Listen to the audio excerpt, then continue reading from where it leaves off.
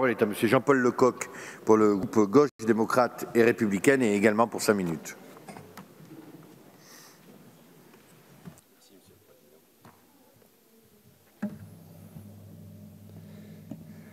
Monsieur le ministre, Mesdames, Messieurs les rapporteurs, mes chers collègues, le budget que nous examinons aujourd'hui porte sur 3 programmes. L'action de la France en Europe et dans le monde, les Français à l'étranger, les affaires consulaires et la diplomatie culturelle et d'influence. Ces 3 sujets sont maltraités par le gouvernement. La diplomatie française est transformée en une machine à promouvoir les produits français, notamment ses armes, mettant entre parenthèses la culture et les relations politiques. Le réseau consulaire tend à se réduire et le manque de personnel dans la gestion des Français à l'étranger est criant. La diplomatie culturelle est paradoxale avec une volonté de faire apprendre le français à l'étranger tout en faisant exploser les frais d'inscription pour les étudiants étrangers en France. Commençons donc par la diplomatie française. Ses missions sont erratiques. Les 4 grands axes du ministère parlent de l'action pour la paix et la stabilité, la promotion de l'Union européenne, de la défense de la démocratie et des droits de l'homme et d'une régulation économique et commerciale efficiente.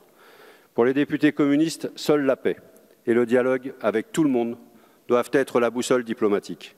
De la défense de la paix découle la défense des droits de l'homme et la démocratie. Les agents du Quai d'Orsay sont donc débordés et doivent tout faire en même temps, diluant la parole de la France. Le budget 2020 confirme d'ailleurs cette orientation avec une panoplie de priorités et aucun moyen budgétaire supplémentaire. La réforme de la fonction publique diplomatique maintient d'ailleurs cette absence de priorisation en valorisant les contrats courts de spécialistes. Mais ces contrats courts doivent être fidélisés. C'est pourquoi 2 primes d'un montant total de 2 800 000 € sont allouées pour les contractuels. Au final, ces postes en CDD ne sont-ils pas plus chers que les postes de fonctionnaires? Et puis en diplomatie, n'a-t-on pas besoin de stabilité pour animer des réseaux dans le monde? Cet objectif, au fond, n'est pas comptable.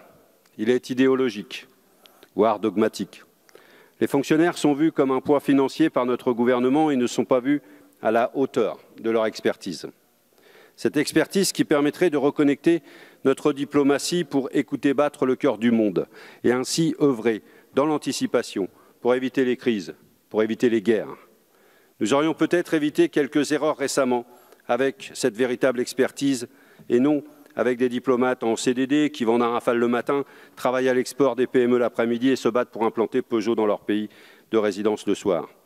Si le budget de l'action de la France dans le monde entraîne des conséquences néfastes pour notre diplomatie, il en est de même avec le budget de la diplomatie culturelle. J'en veux pour preuve la diminution du budget de l'Institut français qui retrouve son niveau de 2018 et certes, il y a une explication puisque l'augmentation exceptionnelle de 2 millions d'euros supplémentaires en 2019 était pour promouvoir la langue française à travers des actions. Mais Monsieur le ministre, vous avez géré autre chose que le ministère des Affaires étrangères et vous savez très bien que lorsque l'on développe des actions une année, il faut avoir des crédits complémentaires pour les faire durer les années suivantes si on veut une certaine efficacité. Vous me dites qu'ils étaient... Oui, je sais que c'était prévu, sauf que développer 2 millions d'euros d'actions impose derrière d'avoir, pas forcément 2 millions d'euros, mais d'avoir des crédits qui permettent de fidéliser ces actions par rapport à la langue française. Même les crédits alloués à la promotion de l'enseignement supérieur français sont mal utilisés puisque le plan Bienvenue en France a commencé par faire exploser le coût des frais d'inscription pour les étudiants étrangers, excluant de fait les plus précaires d'entre eux, limitant de fait la portée de l'enseignement supérieur français. Monsieur le ministre, je voudrais conclure mon propos par une question qui concerne l'amiante.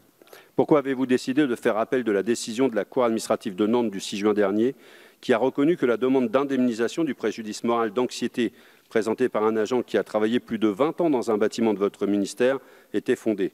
Ce problème concerne le budget, car s'il y a des problèmes d'amiante dans les bâtiments du ministère, c'est qu'il n'y a pas non plus assez de budget pour effectuer les opérations de désamiantage.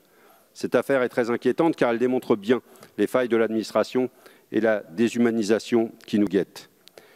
Ainsi, la dispersion de la voie diplomatique française dans les sujets annexes, la dangereuse obsession de la diplomatie pour les sujets économiques, la diminution drastique du nombre de postes du Quai d'Orsay et un budget qui ne me permet en rien de régler ces questions font que les députés communistes et globalement le groupe GDR voteront contre ce budget. Bravo, Monsieur Lecoq. Je ne me permettais pas sur le fond, mais c'était une allusion à la durée de son intervention. Il m'avait prévenu qu'elle allait être longue. Or, elle a été en deçà des 5 minutes. Monsieur